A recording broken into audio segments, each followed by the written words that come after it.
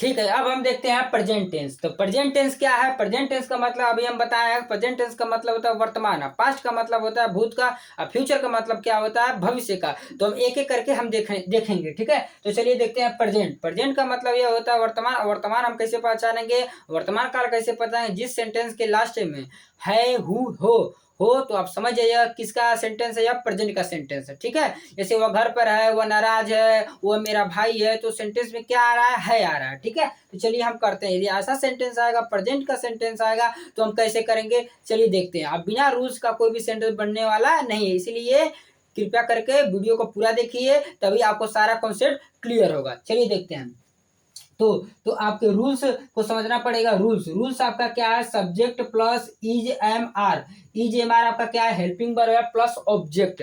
मतलब पहले आपको सब्जेक्ट का यूज करना है, फिर इज एम आर, फिर उसके बाद से ऑब्जेक्ट। अब चलिए एक एक करके हम देखते हैं। वह मेरा दोस्त है, वह मेरा दोस्त है, तो वह मेरा दोस्त है। चलिए हम कैसे करते थे, ये वह मेरा दोस्त है, हम घर पर हैं, तुम बहुत अच्छे हो। तो आपको क्या करना है? आपको जानकारी होना चाहिए हेल्पिंग वर्ब का, कि वह है तो हम इज लग गया है, हम है तो यहाँ आर लग गया है, तुम हो तो तुम है तो यहाँ आर लग गया है। तो कैसे कैसे क्या लग गया है? इज कैसे लग गया, आर कैसे लग गया, यहाँ कैसे आर लग गया है? तो चलिए हम जानते हैं, क्योंकि बिना ये सब जाने आप कंफ्यूज हो सकते हैं। तो चलिए यहाँ देखते हैं, एक वचन, बहुवचन। अब एक वचन क्या होता है, पहले इसको समझ लेते हैं, फिर ये सेंटेंस को समझते हैं। तो एक वचन क्या होता है? एक वचन का मतलब होता है दुनिया की कोई भी वस्तु, दुनिया की कोई भी चीज, चाहे वस्तु चाहे व्यक्ति, यदि एक हो, यदि एक चीजें हैं, तो उसे हम क्या कहेंगे? एक वचन। जैसे कि मेरे पास क्या है, यह पेन है, यह मार्कर है, तो क्या है? एक है ना। तो एक, तो दुनिया की कोई भी चीज एक है, तो आप क्या है? एक वचन है। अभी यही मार्कर है, एक से क्या हो गया? दो हो गया। तो दो, एक से अधिक हो गया, तो ये दो चीजें हैं, चाहे दो से अधिक हो जाएंगी, तो ये क्या है? बहुवचन है, ठीक है।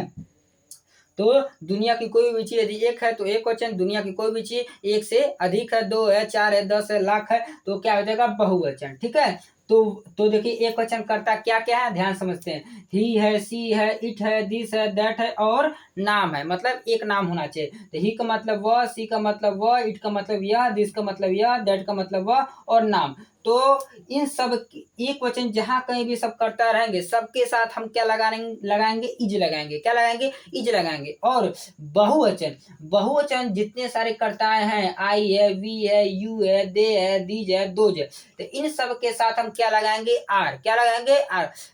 बस केवल आई को छोड़कर, आई के साथ हम क्या लगाते हैं? एम लगाते हैं। क्या लगाते हैं? एम। मतलब एक वचन कर्ता के साथ सबके साथ हम क्या लगाएंगे? इज। हेल्पिंग वर्ब हम क्या लगाएंगे? इज। और बहुवचन कर्ता के साथ सबके साथ हम क्या लगाएंगे? आर, केवल आई को छोड़कर। आई के साथ हम केवल क्या लगाने वाले हैं? एम। क्या लगाने वाले हैं? एम लगाने वाले, ठीक है। तो आई होप आप लोग को समझ में आ गया होगा। चलिए अपने सेंटेंस पे। जो सेंटेंस आपका क्या है? वह मेरा दोस्त है, वह मेरा दोस्त है। तो पहले हम क्या करेंगे? आपको स्टेप बाय स्टेप ही करना है। यदि आप फॉर्मूला या रूल्स के अकॉर्डिंग आप नहीं चलते हैं, तो आपका सेंटेंस क्या हो सकता है? गलत हो सकता है, ठीक है। तो देखिए इसके हिसाब से हमको चलना है। तो आई होप आपको यहाँ से यहाँ तक आपकी सारी चीजें क्लियर हो गई होंगी, ठीक है। इसमें आपको तीन ही चीज दिया है, सब्जेक्ट, और इसे बोलते हैं हेल्पिंग वर्ब। हेल्पिंग वर्ब अब प्लस ऑब्जेक्ट। अब पहले ये समझ लेते हैं सब्जेक्ट क्या होता है। सब्जेक्ट का मतलब यह होता है कि जो कार्य करने वाला हो, जो सबसे मेन कार्य करता है, कर्ता। कर्ता का मतलब होता है जो सबसे मेन कार्य करता है। जैसे कि राम मछली पकड़ता है, तो इसमें कर्ता क्या है? तो इसमें कर्ता क्या है? राम, क्योंकि मेन कार्य कौन कर रहा है? राम। तो ये समझ लीजिए कि जो सबसे मेन कार्य करता है वो क्या कहलाता है? कर्ता कहलाता है। मोस्टली कर्ता कहाँ होते हैं? सेंटेंस के शुरुआत में होते हैं, ठीक है। अब फिर उसको हेल्पिंग वर्ब। हेल्पिंग वर्ब कैसे कहाँ यूज होता है? अकॉर्डिंग टू सब्जेक्ट, ठीक है। सब्जेक्ट के अनुसार, जैसा सब्जेक्ट रहेगा तैसा ही हमारा हेल्पिंग वर्ब रहेगा। फिर उसके बाद से ऑब्जेक्ट। ऑब्जेक्ट का मतलब होता है कर्म, मतलब हमारा उद्देश्य कहाँ। जैसे कि वह घर पर है, वह घर पर है, तो वह घर पर है, तो उसका उद्देश्य कहाँ है? घर। क्या है? घर, ठीक है। तो वह मेरा भाई, वह मेरा दोस्त है, तो वह सब्जेक्ट इसमें क्या है? वह। क्या है? वह। तो यहाँ ही हो गया है। फिर उसके बाद से ही क्या है?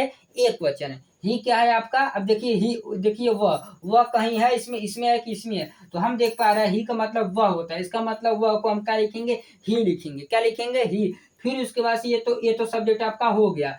फिर उसके बाद से इज एम आर दिया गया है, तो अब क्या दोस्त है। तो इस सेंटेंस को हम कैसे करेंगे, चलिए देखते हैं अकॉर्डिंग टू रूल्स। ठीक है, तो subject plus is am are plus object, तो वह मेरा दोस्त है। अब देखिए पहले, अब सब्जेक्ट इसमें क्या अभी हम बताएं जो सबसे मेन कार्य करता है। ठीक है, तो इसमें सबसे मेन कार्य कौन कर रहा है, वह। ठीक है, तो वह क्या आपका सब्जेक्ट है, तो वह को अंग्रेजी में हम क्या लिखेंगे, अब देखते हैं। तो वह को अंग्रेजी में यहाँ क्या दिया है, ही। क्या दिया है, ही। तो चलिए हम यहाँ ही लिख देते हैं।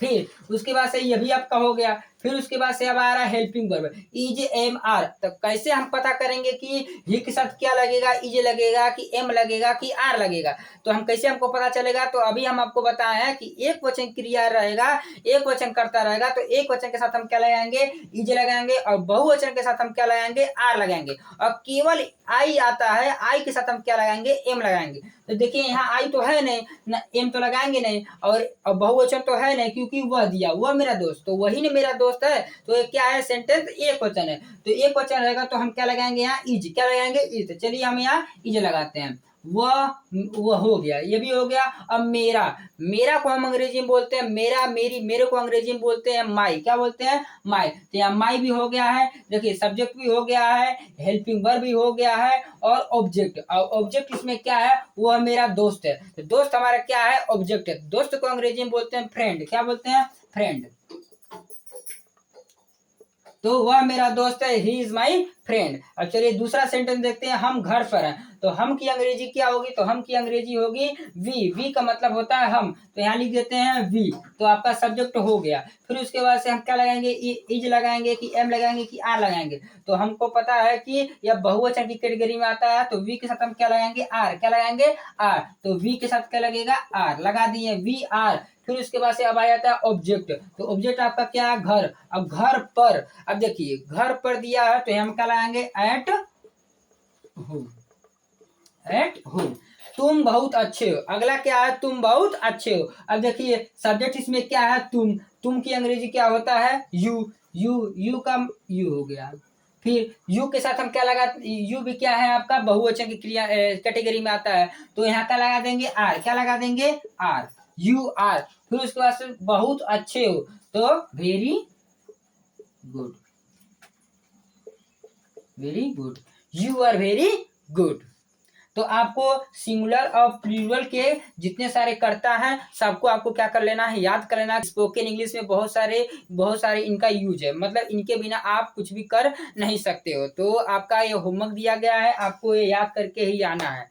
ठीक है, ऐसे ही हेल्पफुल वीडियो देखने के लिए चैनल को सब्सक्राइब कीजिए, वीडियो को लाइक कीजिए, और ज़्यादा से ज़्यादा लोगों को शेयर कीजिए। और कल के वीडियो हम लोग देखेंगे, अभी हम पढ़े हैं प्रेजेंट, और कल के वीडियो में हम पढ़ेंगे पास्ट और फ्यूचर पढ़ेंगे। तो मिलते हैं अगले वीडियो में, धन्यवाद।